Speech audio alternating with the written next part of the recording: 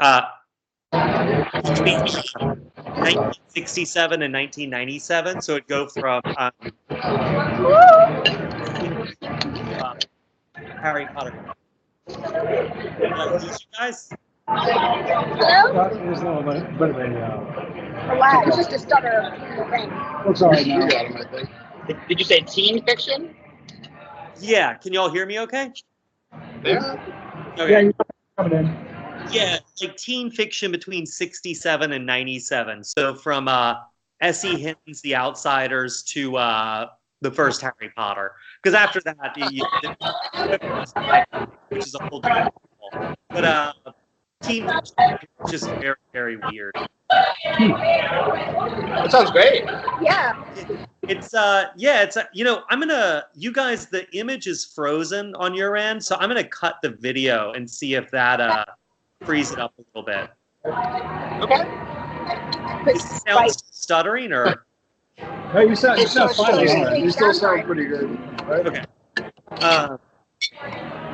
Yeah, you guys are frozen. So I think I'm seeing you from like 2 minutes ago. It's like time travel.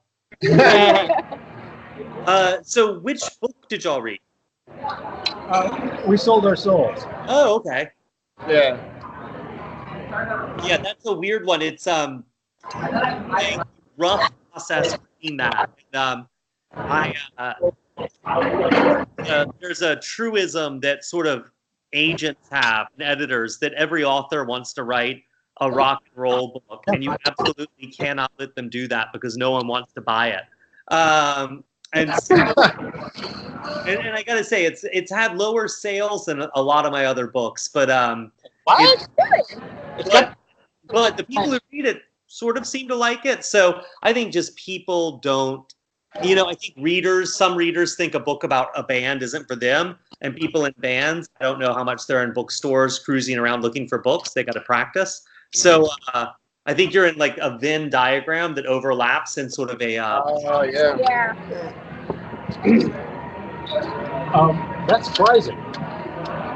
Yeah, well, it is, but it is sort of, it's funny. Some of these marketing things are just true, whether you like it or not, Oh no. badly all. It's just, they thought it was sort of going to do like plus what my last book had done. And it's, probably not. Oh, okay. Even just the cover is awesome enough. I think enough people pick it up. Yeah, well, that's Doogie Warner, who's was doing my covers at Quirk. He's that thing looks like the Necronomicon. Amazing work. So, what's your acquaintance with metal? Are you a big metalhead or? No, I really, metal was sort of the genre I didn't listen to before I wrote the book. The book came together because Quirk, there was a book I really wanted to write and Quirk didn't want it. And so I had one book I had a book on my contract. So I was pitching them all these different ideas. And one of them was the basic outline of our schools. And they liked that. And I think they thought it was going to be more like, this is, but for me, if I'm going to write a book, I kind of have to take it seriously. And so then you're like, well, who's buying souls? What's a soul? What's the value of the soul on an open market? And then that takes you down this rabbit hole. And the first, this book really, really kind of wiped me out. The first draft of it was super duper dark, and Quirk rejected it. And so I did a big rewrite and everything, and they thought that rewrite was too dark. And so I rewrote it again, and that was too dark. So I'd gone through 3 completely different drafts, and they were not accepting it. And the problem is, as a writer, you get the second half of your advance when your publisher accepts your manuscript. And so they were supposed to have paid me that in late August, early September. And we were getting into late November, early December. And, I was living on a credit card, basically. And we got to December 22nd, and my editor called, and we had this 2.5 hour conversation where he basically said the book's not coming together. Like, we're going to have to take it off the schedule. And, we struck out, and we'll move on to the next book. And I was kind of like, all right, I mean, I can't. And the problem with that, though, was that I would have to repay the first half of the advance, which was money I didn't have. I mean, at this point, like, we were really skipping bills and not paying off the credit card and really going down a hole. And I hadn't told my wife we were in this much trouble. And so around, I guess it was January 2nd, I sort of decided, let me just try this one more time. And in about 7 days, I did this full rewrite on the book and gave it to Quirk, and they accepted it.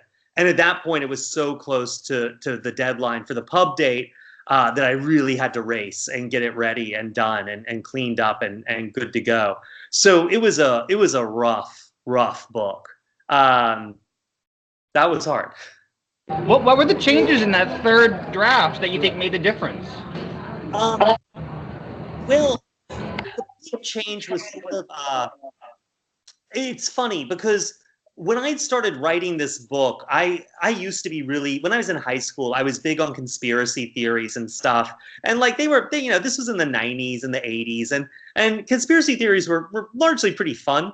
It was a lot of like CIA weather control. And, I used to subscribe to a newspaper that, there was a house in San Pedro that had seceded from the Union, and it was its own sovereign country. And it like sent out as a newspaper every month. And, it was really goofy. And after Y2K kind of didn't pan out, I sort of like stopped following conspiracy theories. And so when I was writing this book and realized that, the bad guy was going to be this conspiracy theory behind the conspiracy theory, I sort of jumped back into the sort of world of conspiracy theories.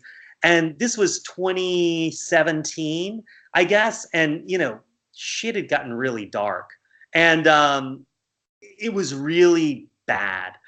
Conspiracy theories were really dank and really charged, and people were really angry and really pissed off. And everything was about false flag operations and MK Ultra and, bots and astroturfing and, all this and all this really crazy stuff. And it's like was bleeding into reality. Like, I don't know if you guys remember when those senators came forward and were talking about like the Muslim Brotherhoods infiltrated the American government. And, and there was Cambridge Analytica, and just everything felt really crazy. And it was a really depressed place to be. And I sort of like stayed there to stay in the mindset to write the book. But unfortunately, I was staying on these boards and on these groups, and it was making me more and more depressed. I mean, and I was staying there to stay in the mindset of writing a book that no one wanted. And it really wasn't going well. And it wasn't going well for my mental health. And sort of as I got broker and broker, things got really kind of dire psychologically and physically. I mean, we, in terms of like financial well-being. And in those 7 days, I kind of had this realization that there was one conspiracy theory in the book that ran through it, which was this one that I felt, this idea that like, you're just fucked. You're really, all these groups know all this information about you, and they buy and sell your data, and you don't have any impact on the world around you, and why do anything, because it's all rigged and everything's against you. And it's really the uber conspiracy theory, right? That's been going on forever, whether it's been blamed on Jews or Satanists or the Masonic Lodge or big government or the 1% or the deep state or socialists. Like this idea that you're screwed before you're even born, like the people in power, you're just like a pawn in their machine. And it's really comforting because on the one hand, you're like, well, my fucked up life isn't my fault. And why bother trying to do anything to change my circumstances because there's no way I possibly can. And And it's also really disempowering and bleak and cynical and depressing. And I realized, like, Black Iron Mountain and all that was so invested in that. But there is this sort of, I don't know how to put it without sounding goofy, but like this other conspiracy. And I feel like it's the one that's there at these weird moments, that's sort of there when you need it. I lived in my car for a while, many, many years ago. And like, it always felt like when things were really bad, someone would buy me a meal or like give me some gas money, or, it was like this, I mean, I was mostly, on the road with people who weren't doing a whole lot better than I was, but like, there was always a hand out there when you felt like you were about to go into free fall. And, it happens in your life, right? Like you go to that show that's like exactly what you needed. You read that book that, why did that wind up there? Like, how did that book that I needed at that point in my life, how did that wind up there? And so the big change that came in was Melanie, who hadn't been in the book at all. She didn't exist. Melanie came in, and all the stuff with Hellstock at the end hadn't been there. It was a completely different thing. And that all came in. Sort of everything in the back third of the book and Melanie were all the new things. And then also there was this idea that changed through the book. And I'm sorry, I know I'm really monologuing here, but, if there's anything that's going to fight sort of the cynicism of the world we live in, it's, the exact opposite of that is a band. Bands exist in a state of sort of eternal optimism, right? This next album is going to be the one that breaks us. This next song, this next show, that's going to be the one that matters. And for the most part, most bands go and they bust their asses and break their hearts and never make it big, never make a living at it. And at the same time, I know that like, my sister managed this band back in the 80s in Philadelphia, where she went to college, and they never made it big. They came close, but they never did. And I had their demo tape, and I was a pretty angry, messed up teenager. And I remember like the songs on that demo like bailed me out of so many bad mental situations. It was like the soundtrack that really like got me up and going some days. And that band, to them, their career is a total and complete failure. But to me, it really saved my ass. And, there's this idea that if you're out there doing stuff, even if no one reads it, even if no one watches it, even if no one hears it, you're kind of like shooting bullets out into the dark. And sometimes they reach where they need to go. Sometimes they hit the target. And so that whole kind of way of thinking sort of really saturated. It came into the book in that 7-day rewrite. Anyways, that was a long monologue. I apologize. Sorry, Bruce. We've got a higher than normal restaurant attendance tonight, so sorry about the background noise a little much. So we're kind of muting the mic so it doesn't mess up the sound quality. Oh, good. We lost the connection. I've been talking for like 10 straight minutes, which would be perfect.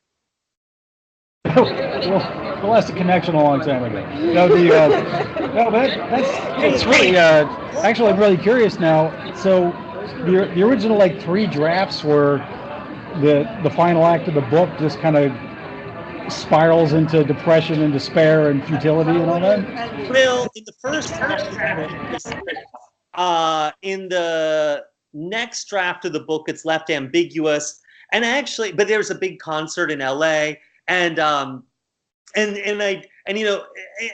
whole Well in the Woods section was much bigger before, and a lot more of Chris being sort of psychologically tortured and tormented until she kind of breaks. And there was also a thing that my editor was really opposed to, which was so perverse and horrible. But there was this thing in the second and third drafts where Chris makes it to LA and confronts Terry, and then all of a sudden, like, the book just totally changes gears, and Dirt Work is like super successful. and she's got kids and a husband, and like she's like, you know, she's married to Scotty Rocket, and they got kids, and he's dropped out of the band, but she's still on the road, and they're, you know, rich and famous, and it's everything they ever wanted and worked for, and she has all this acclaim, and you know, is Terry's equal in the eyes of the world, and at a certain point she's like, this isn't real. This and this goes on for like 2 or 3 chapters, and she's like, this isn't real. This is wrong. And there's other stuff in there, but that and she manages to wake herself up, and it's kind of like Black Iron Mountains put her under this sort of like hallucination that this is the life she always wanted and thought. It's like metal inception. This room starving to death, basically. And she's like, you know, she's been in there for like a month, and is like almost dead when she wakes up. And they were just like, that's really fucked up. Please don't do that. Yeah, and you know, when she wakes up, she has to, you know, in her mind, she's lived this entire other life. And like, so when she wakes up, she's mourning like doubly the death of Scotty Rocket. She's mourning the death of these children that weren't real, but they were real to her in this whole hallucination. So they didn't like that too much. So probably no one would have. I mean, actually, I meant to ask more about the your sort of heavy metal experience, but yeah. I gotta ask it seems like just reading, because I've read Horror Store, because I mean, yeah, I talked to you about it in DC last year, I think, and I started my best friend's exorcism. I'm reading that now, and it just seems like you've got a real keen sense of humor, like your sense of humor really like permeates your work as far as I can tell, and it just kind of seems like your work is sort of like it's a really interesting mix of because like when I first picked up Horror Store, I thought it was going to be just a total satire of a horror book, because you know, haunted IKEA. It seems a little silly on the face of it, and it's got a good sense of humor, but it's got teeth, because it's, you know, some really nasty stuff happens. It was delightful, but reading your work, your sense of humor really comes out, and it's a bit surprising to hear that your first couple of drafts of this were so dark. Well, you know, I don't think I write as funny. Like, you know, it's just that's sort of how I see the world. So, and I'm also a really bad writer in terms of like efficiency. So every book I've written has gone through multiple other versions. I mean, there's 4 complete different versions, I think. No, I would say only 3, I guess. Of my best friend's exorcism that are just radically different than the final version. Horror Store was sort of right on from the beginning, but you know, the book I'm writing now, I really am struggling with it. I just have to keep honing in on what the right thing is, and I'm very bad at it. I'm not very efficient. So it's you know how people sometimes like they total up like, oh, if my job was an hourly job, what would I be getting paid? I'd be getting paid like negative amounts of money for the amount of time I put into each of these books, just because it takes me so many drafts to really get to the version that works, that feels right.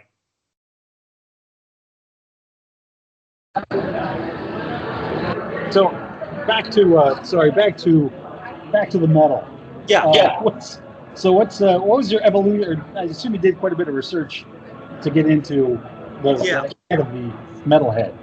Yeah, you know, it's I knew this had to be a book about heavy metal because there is no other genre of music that's quite as despised. Like, you know, country, sure, people in like, you know, in like Boston or like New York really look down on country, but like there's huge chunks of America that love country music, and Germany.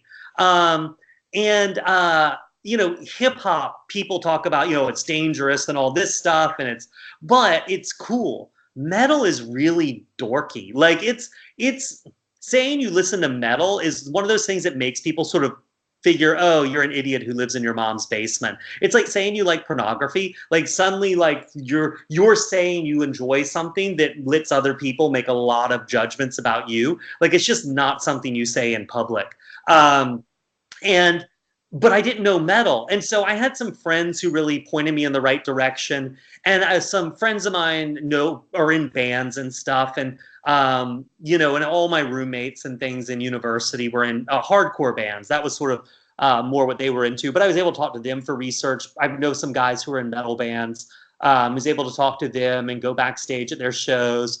I am very unmusical, but I took guitar lessons for about 5 months because I need to know how it sort of felt and what it was like to play a guitar, and what that felt like on your body. But for me, the really important thing was finding a way in, like finding that album, and especially that song on an album that was like, oh, I got it. And from there, once I got that, I could sort of go outwards. And I listened to so much stuff, and stupidly, I discovered that the song that was my way in was like the first song on Black Sabbath's first album, which is sort of like where modern metal begins, really.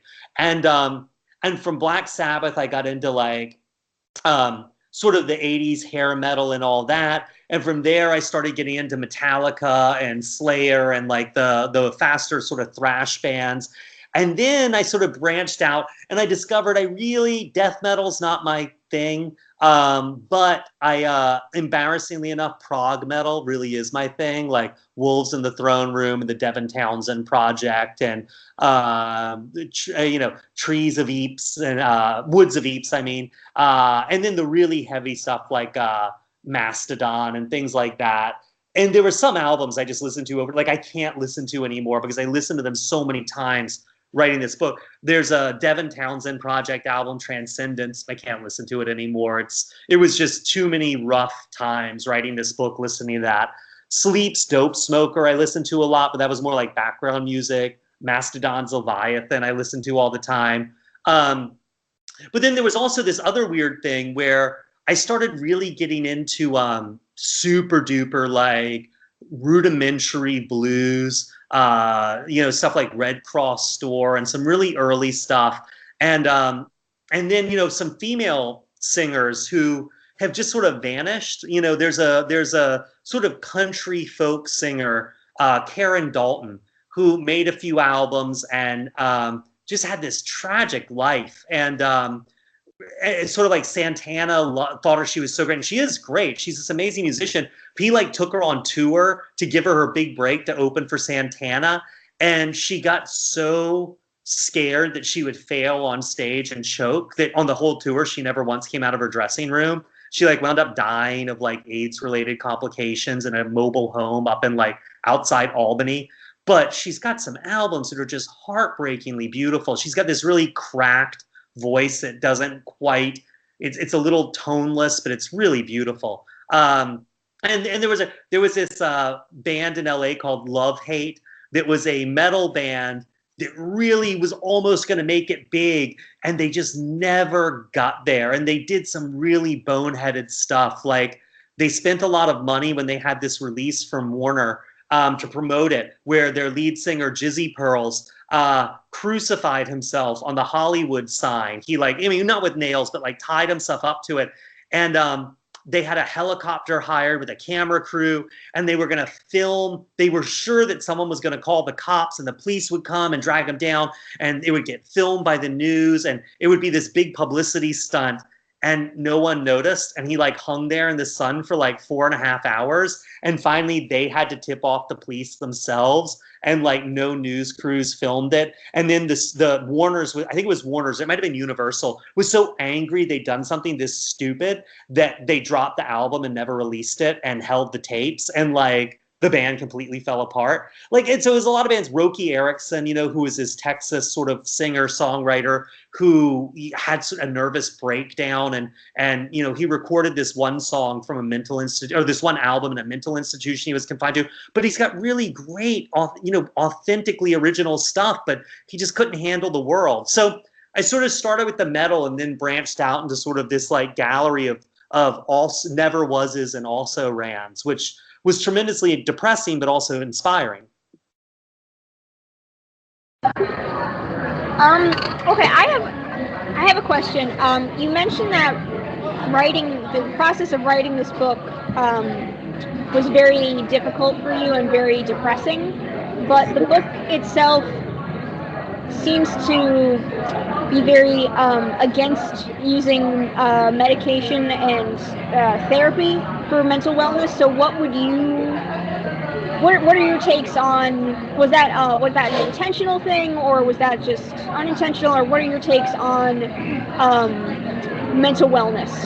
I guess sure. is what I'm asking. Listen, dude, I've been in, if you added up all the hours I've spent in therapy, or it would be a chunk of my life. No, I think therapy's great.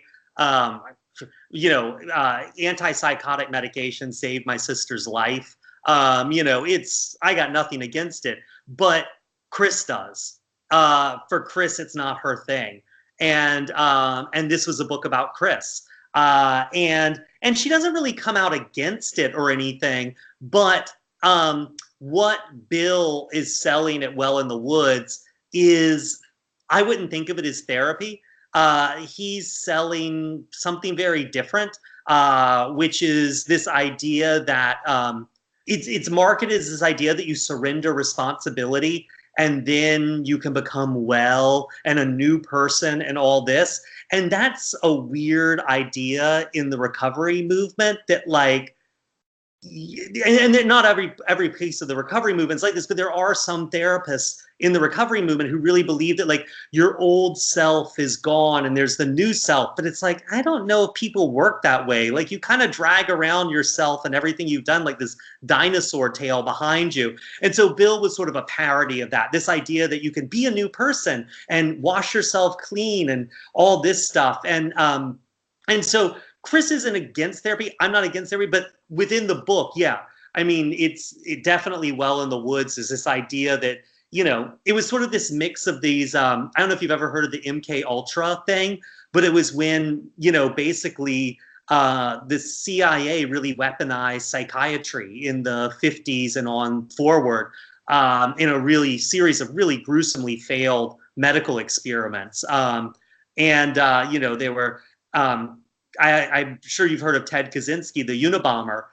He was at Harvard, involved in this part of MK Ultra research. That was this very early thing that the doctor who was doing it, whose last name I believe was Campbell, or it might have been Cameron, I'd have to look it up in my notes, wound up running what was called the sleep lab up in Canada, which was where he was like putting people in diabetic comas and doing this thing called sleep driving, which is repeating subliminal stimulation to try to change their personalities. So Well in the Woods was sort of this mashup of this weird new age kind of recovery thing and MK Ultra weaponized psychiatry.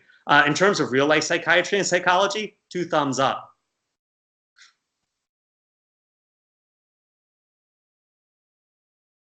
I got it. Oh, weird. Do you want to go? No, you go ahead. Hey, I'm over here. You guys back about 25 minutes ago. So. I was just wondering what your inspiration for the UPS like undercover guys were. Oh yeah, that. Men in Black, right? Not the ones, but the sort of earlier UFO conspiracy ones, where it's like 2 men from the government would show up at your door, and you'd let them in, and they'd be assassins, or they'd plant bugs, or they were there to do the dirty work. And it's kind of like, no one's gonna like if someone in a dark suit showed up and was like, I'm from the government, like I think most people are savvy enough to be like, can I see some ID? Do you have a search warrant and all that stuff? Like saying you're from the government is like instantly going to put everyone on guard. But UPS, oh yeah, geez, did my wife call in a pickup? Maybe it's something back here. Come on in. So it was just an updating of the Men in Black trope. And also, I love the UPS summer uniforms where they've got the shorts on and you can see their knees and they're like hairy legs. I just think these guys in their summer uniforms are so dorky looking that it's fun to have them be these like agents of grim death.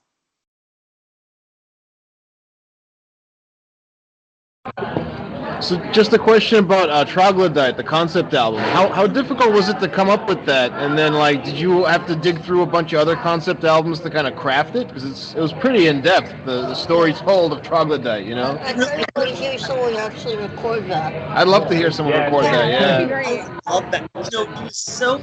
One of the things I like to do with book, well, there's two reasons that I really like writing, and one is like I was a journalist for a long time, so I get to research. Like diving in on the research is so much fun for me because I get to learn stuff, and it's like my job. But the other thing is doing stuff I'm really scared of. And I am really scared of poetry and really scared of singing. And so I was like, well, I have to write an album. Like, I got to do it. And it's funny, the Troglodyte lyrics, I'd be curious to hear anyone put them to music because they don't really work as song lyrics. I feel like song lyrics, good ones, are a little more unstructured than they are because they go with the music, right? You've got the tension between the words and the music. And so they can be simpler and less structured. Like if you ever read the lyrics for like a Slayer album, you know, like Rain of Blood or something, or like you read the lyrics for Angel of Death and it's like so freeform, but it works in the structure. The music is what structures it. And because there wasn't going to be a soundtrack for this, I had to make sure this was a little more structured and a little more like poetry than actual music lyrics would be. But I was terrified to write those. And it took me a really, really long time. And there weren't other concepts. I always knew it was Troglodyte, and I always knew he was chained to this wheel, and I always knew that there was this journey to get up. I just didn't know anything that came in between. And it was fun because I was writing it in character. Like that was one reason I was able to do it and not feel totally humiliated and like my pants were down and my butt was hanging out in front of the world is I wasn't writing an album I would write. I was writing an album that a bunch of 20-year-olds who are really like goth and dramatic and like metalheads, like what they would think is really cool in a statement. So so it's very like romantic and dramatic and swoony, which I would be too embarrassed to do. But bless their hearts, man. In your early 20s, you wear your heart on your sleeve and it just gets beat up over and over again. So that was fun. Did you have did you have the music in your head as you were writing the lyrics and kind of getting it down, or were you just writing the words down? But not in any kind of really developed way. I just am not a good enough musician. But like the basics, yeah, I knew what there would be. You notice that a lot of points in the album, when they finally play it, there's like silence, or it goes down to one person finger picking, or it drops out and there's only one instrument. And to me, that was kind of Chris's trademark. Like, I've got a whole list of influences and albums that Chris listened to, and she really was fascinated by the power of like silence or like the really going big dynamics from super loud to super soft. I mean, that's Nirvana's entire career, right? Like loud, loud, loud, quiet, quiet, quiet, loud, loud, loud. So that was like, and Chris, Dirtwork was around when Nirvana was getting together, and that was Chris's big thing, is like this big dynamic range.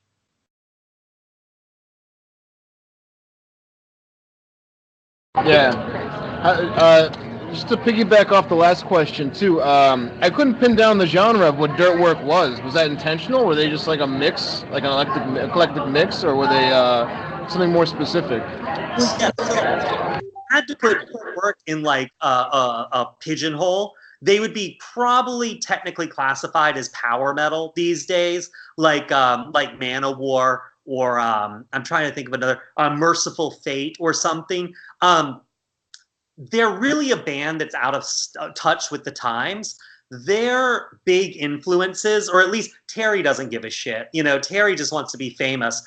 But in Scotty Rocket's coming from more of a hardcore kind of punky background, and Tuck's a little more of a soul kind of blues guy, and Bill's more of like a sort of robotic, like, new wave kind of synth heavy guy. But Chris drove that band, and her big influence is those early kind of like bands like Merciful Fate and stuff, or Warlock, the Doro Pesh band, where you do have like acoustic breaks and instrumental things. Like their albums would, if they were in a perfect world, would have symphonic intros and stuff. It would be somewhere between melodic metal and power metal.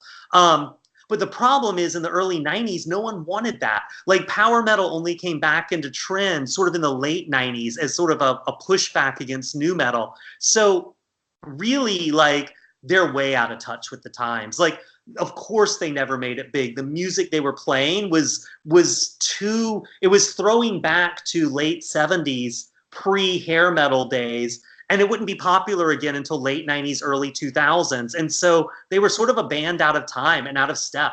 But yeah, so somewhere between power metal and melodic metal. If they were touring now, they'd probably be a melodic metal band. So I'm assuming you went through like a bunch of music videos for like metal albums. Did you have like a favorite music video from one of the metal songs that you could share? You know, it's funny. I didn't watch many videos. You know, I watched a couple of because the best looking stuff in metal is the glam days in the mid 80s. And that's a little too early for these guys.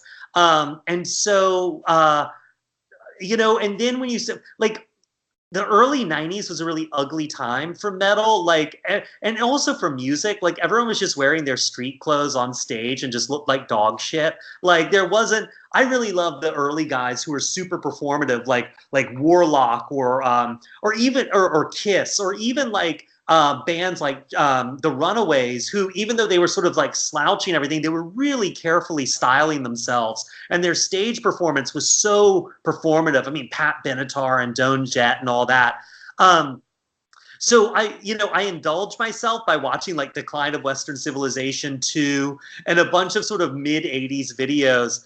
But then I just sort of was like, I stayed away from it because it just was messing with my head and giving me visuals that weren't appropriate for the band.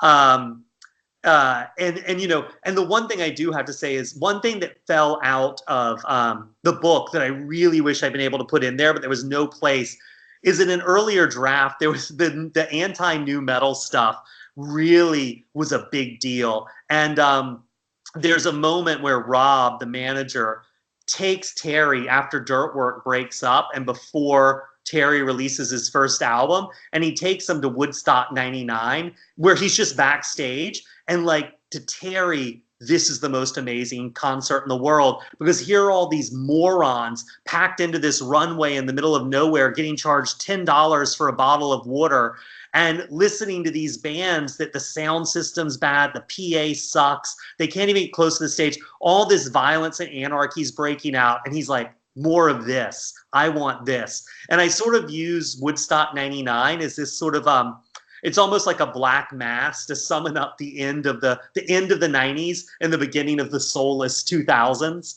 But anyway, so that's a digression. Sorry. So that was a bigger part of that.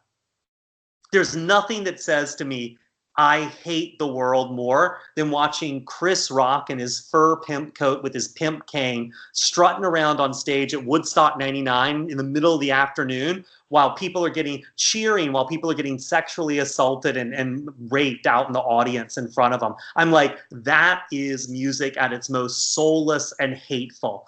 And so to me, that was just like, that's everything Chris isn't about and everything Terry is about.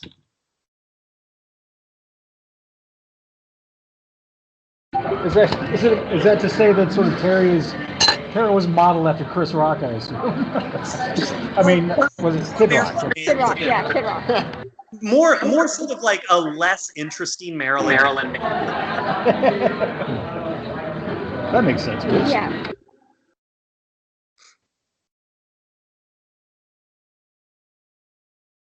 Well, just to get a segue, I looked at your IMDb page, and you've got about 4 books in development, 4 projects in development. Jesus. Does it say that? Yeah, I think so. Well, there's the Horror Story is going to be a TV series. What? We'll see what happens. That one I'm starting to have doubts about. I have doubts about them all. Hollywood time is not normal time. Like, that Horror Store thing's been in development for like almost 5 years. Who knows, man? My best friend's exorcism, it's like Abby and Gretchen are my kids who went off to college, and like I get a postcard occasionally, like, and I'm like, as long as they're not dead, you know. We Sold Our Souls actually, I think, has the best chance of making it somewhere. It's a book that's been a word of mouth book, and the people who like it really love it. And there's a couple of people who would be interesting to have attached to it who really, really love it and want to do something with it. And we'll see. You know what I mean? Like, it's, Hollywood, the time becomes glacial and geologic. And it's like sea turtles, they lay like 200 eggs, and most of their babies get eaten before they even get to the water. That would be pretty cool, because I would love to see like those the ghouls perched upon the victim's chest, sucking the black froth out of their mouth. That was horrifying. Corporate America. Well, there's an idea right now to make We Sold Our Soul, and who knows if this will happen, but like a TV series, but each season would be a different music horror thing. So the first one would be the plot of We Sold Our Souls, and then we do something with the Svengali legend, that mastermind controlling a pop star. I mean, you see that with Tommy Mottola and Mariah Carey, with all, it comes up again and again. And then the third one would be something about I really want to do something with with people who are really into blues music, like record collectors and record hunters and stuff. There's this whole battle over authenticity and finding authentic musicians who've been forgotten. And most of those musicians are African American, and most of the record hunters looking for this authenticity are white people. And most of the musicians were very, very poor, and most of the people looking for them are people with a lot of disposable income. And so it's this really fascinating dichotomy, and I really want to do something with that. But we'll see. That's all down the road, and it may never happen. I, for one, would love to see We Sold Our Souls as a musical. I think that would be great, like a big heavy metal musical. Right. That would be so cool. Weirdly enough, the book that came the closest to being a musical was Horror Store. There was a big British theater company that wanted to do a musical version of it and stage it as a site-specific piece in this giant sort of mall that was being built in their town before it opened. And it's just, we couldn't work out the logistics and the technotronics with the contracts and the rights being tied up with the TV people. But that would have been amazing. That's awesome. Yeah, because I definitely think We Sold Our Souls is a very cinematic book, especially at the end where they're giving the concert, and then there's the huge riot afterwards. Yeah. And I can see that to a backdrop of like just the angriest music you could find, and that would be, I don't know, I think that would be really amazing. Oh, it'd be totally cathartic. I mean, that would be an amazing idea. And I gotta say, there's this weird thing when you're writing a book, and I think it happens anytime you're super focused on something. It's like when you buy a Volvo or like a car, like a Volvo or a Volkswagen, or you suddenly are like, God, everyone drives Volvos. Like, I never noticed how many Volvos there were. And it's like you're suddenly seeing the world through the Volvo lens. And so when you're writing a book, you start seeing the world through the lens of that book. And things start happening that are very strange. And with the book I'm doing right now, weird things are happening. But with my best friend's exorcism, out of the blue, when I was wrapping that book up, my best friend from high school, who, we'd been so close and had fallen completely out of touch for 15 years, just called me up out of nowhere, and we've actually reconnected, and I see him and his kids a lot. But with We Sold Our Souls, there was this weird thing where as I went down this sort of depression rabbit hole, and really it wasn't even depression. I mean, depression's an actual literal clinical condition. It was just this really depressed state of mind. And I don't mean that in a medical sense, but just this really bleak, depressed state of mind. And I kept wanting to quit. This book was just horrible. And writing it kept me in a bad place. And I wasn't happy. And down to the wire, literally 7 days before it was over, I kept going. And the reason I kept going is kind of because of Chris. like she had become very, very real to me, and I couldn't leave her there. I couldn't take her down this dark valley and not bring her out the other side. And so in this weird way, it was like she was dragging me through this by the scruff of my neck and sort of got me through this. And because I couldn't let her go. And so it was this very weird symbiotic relationship. You know, when you write a book, you sit in a room for like 8 hours, 9 hours, 10 hours a day, interacting with made up people, and they start to become really real to you. And, you know, Chris is it's weird to say this, I know, but she's a very real person to me. And I really felt this obligation. And I am grateful to her for bailing me out of this and not letting me quit. So to do something where she could actually be on stage singing, like you're saying, in a musical would be, I feel like it's such payback. It's like, congratulations, you saved my ass. Now you get to sort of exist in this weird way. So would you say that's why We Sold Our Souls ended the way it did, because you had become so attached to Chris, and because the two of you had kind of, I guess you had sort of formed a relationship with her, even though she's not real. I mean, she's real to you, you know, but would you say that that's why the book ended the way that it did, instead of all the bleak endings from before? You know, this one ends on a better note for her, at least. Yeah, absolutely. But it also, weirdly enough, that's the ending that it needed. Like, the ending that makes sense isn't Terry's punished and Chris is rewarded. The ending that makes sense is Terry doesn't get what he wanted.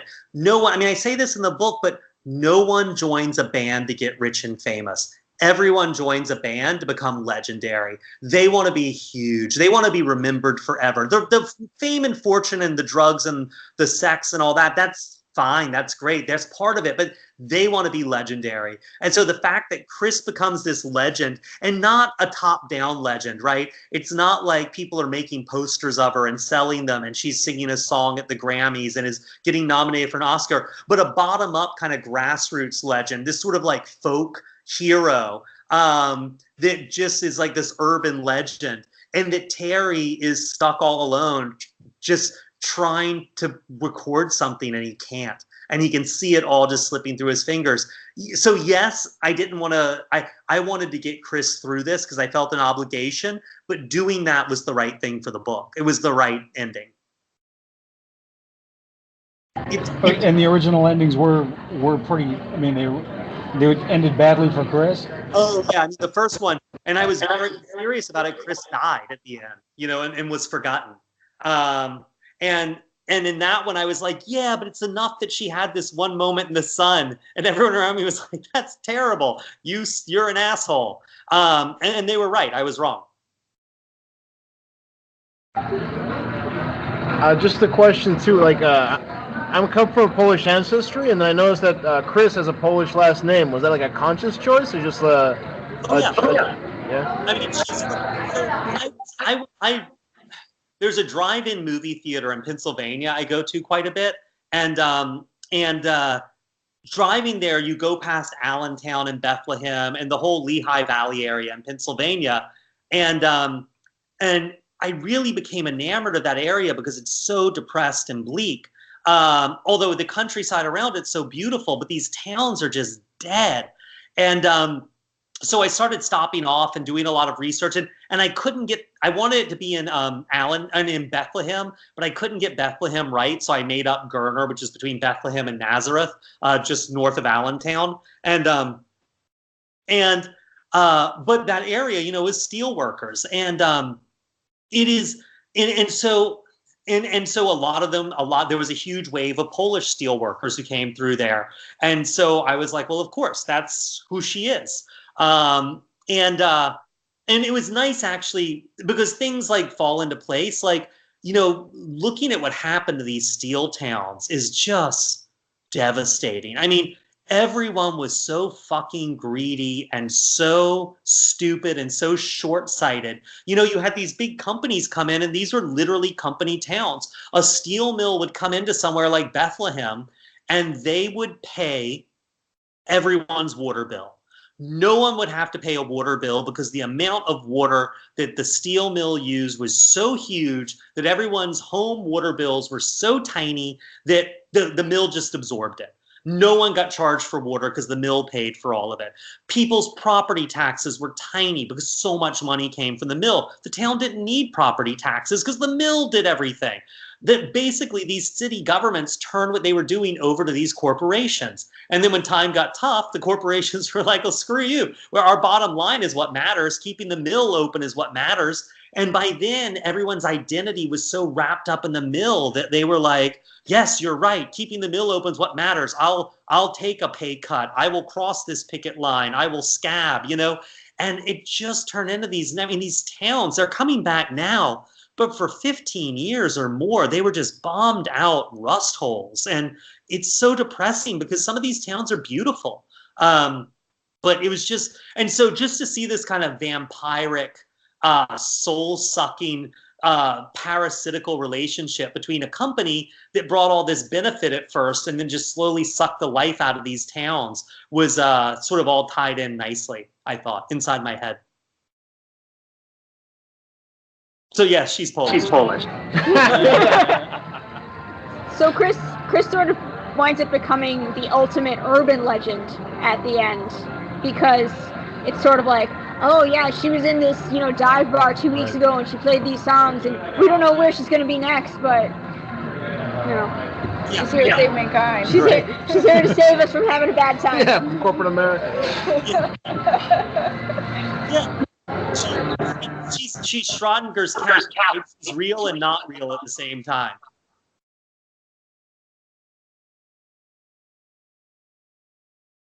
And also, I kind of got the I don't know. Yeah, it's I think probably the most depressing part of the novel for me was just the idea that it's just, I don't know. It's being in my mid 40s myself. It's kind of like, yeah, that how life sort of saps you of that, you know, those ambitions and that joie de vivre and that you know, that idea that you really want to, you know, do that huge thing and grab the ring and it was kind of nice to see someone sort of my age go back and, you know, try to make things right. It was pretty cool.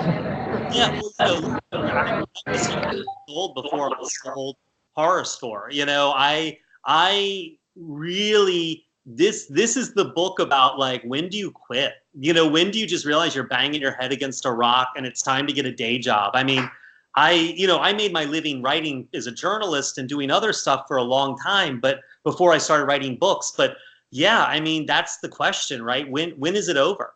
I mean, you know, you look at, I mean, this is so stupid, but you look at someone like Bruce Lee, who was, I think, 30 or 31 before he was in his first movie that became big. I mean, if you want to do action stuff, 31's old, man. Like, you should have hung it up about 5 years before. So it's this idea that, you know, how long is too long?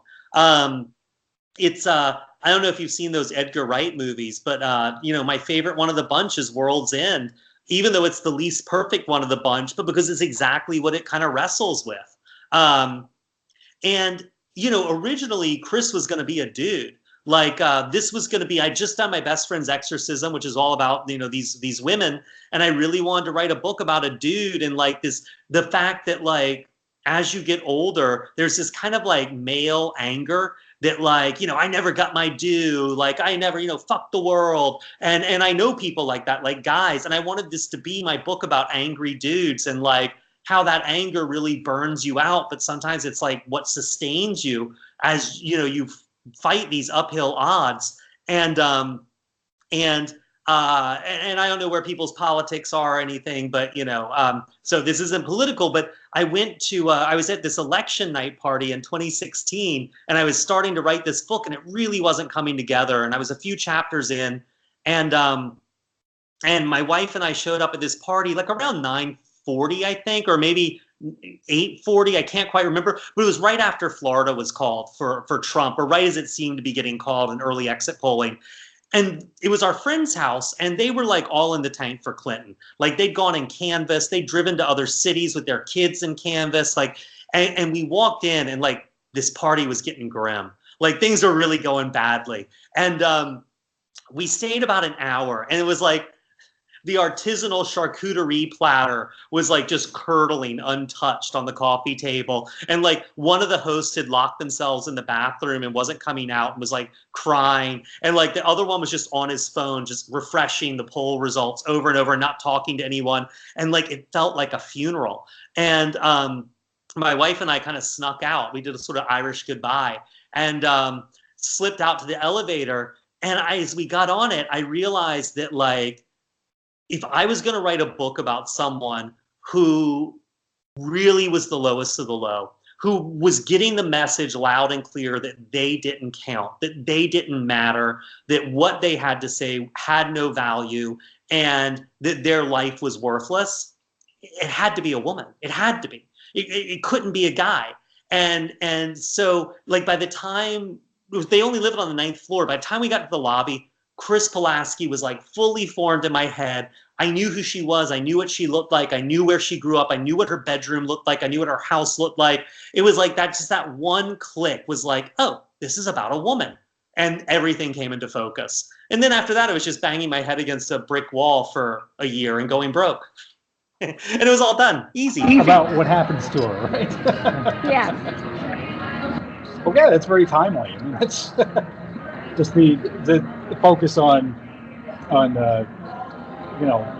transferring the concern away from the male protagonist to the female protagonist in this day and age seems appropriate. Yeah. So I really like writing women because they're not me. Like if I write a male character, he's always like really good looking and really smart and like super talented and sexy the way I am. And so it's like, so for me to actually write someone who's real and a normal person, it helps to have like a little distance on them and have them not be me. And all my dudes keep turning into me. And so so to have a main character be a woman really gives me the distance I need to sort of see them as a more well-rounded human being. My guys are all either awesome and sexy, or they're like total assholes. Not me at all. Does you have any questions? I'm good. I think I already asked them. Was that? I think I asked everything already. Cool. Well, I think we've had you for an hour. I don't want to keep you too long. Yeah. No, I'm keeping your beer. But the next time I'm up there, we'll do this in person. One quick request: we want more merch from your website. We need to buy stuff from you. I really want to fix that. It takes all the time I have just to write these things. Like I said, I'm an inefficient writer, unfortunately. I don't know if you've read any Richard Kadri, but you should see his merch site. And one more thing I can feel bad about. Oh, way to go. It's the Sandman Slim novels, and he's got stuff like, the protagonist spent a lot of time in hell, so he drinks a lot of liquor that came straight out of hell and cigarettes that were from hell. And so there's like hip flaps with labels on it. I could definitely see all the We Sold Our Souls merch in my I head. can see that too. And CDs too, but that sounds like a lot of work. Exactly. Cool. Well, thanks for having me, you guys. I really appreciate Thank you. Yeah. Thanks. Thank It was a you. pleasure. Yeah. Oh, I totally forgot. I started recording before we got on. As I don't know if that's okay. Okay. Cool. And I'll post it for our members. Okay, But, send me the link once it goes up. Yeah, we'll do. Okay. Thank you, Thanks guys. again. I appreciate Thank it. you. Thank you. Have a good night. Bye.